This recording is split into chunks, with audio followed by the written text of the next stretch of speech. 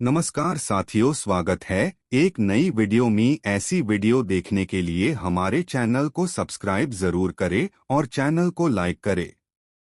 बहुत समय पहले एक समृद्ध राज्य था। वहां एक न्यायप्रिय राजा और दयालु रानी रहते थे। राज्य में सोना चांदी, धन धान्य और खुशहाली की कोई कमी नहीं थी। लेकिन महल के भीतर एक ऐसी कमी थी जिसने राजा रानी के चेहरे से मुस्कान छीन ली थी। उनकी कोई संतान नहीं थी। राजा रोज महल की छत पर जाकर आकाश को निहारता और सोचता, मेरे बाद इस गद्दी का वारिस कौन होगा।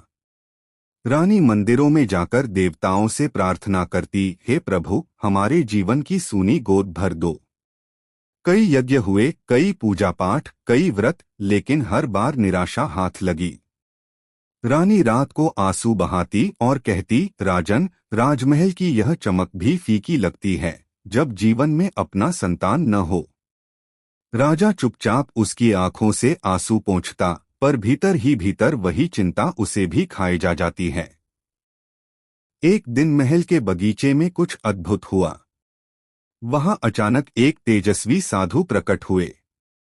उनकी आंखों में करुणा थी और चेहरे से दिव्य प्रकाश झलक रहा था।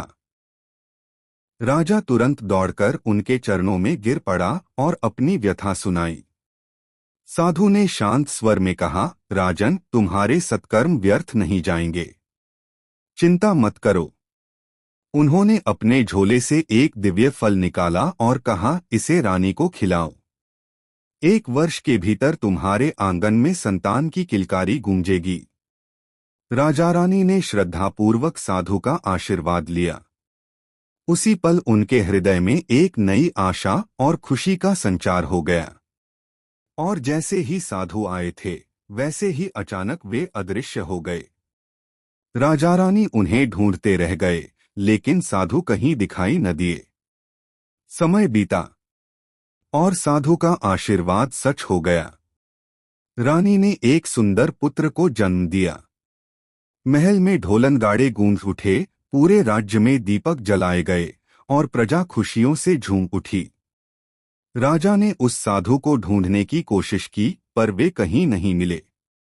लोग कहने लगे, सच्चे संत आशीर्वाद देकर अदृश्य हो जाते हैं, क्योंकि उन्हें किसी पहचान या बदले की इच्छा नहीं होती। राजा ने राज्य की सभा में सबको संदेश दिया, धैर्य और श्रद्धा से हर कठिनाई पर विजय पाई जा सकती है। और हमें उन साधु संतों का आदर करना चाहिए जो बिना लोभ लालच के हमें सही मार्ग दिखाते हैं। उस दिन से पूरे राज्य में साधु संतों का सम्मान और भी बढ़ गया।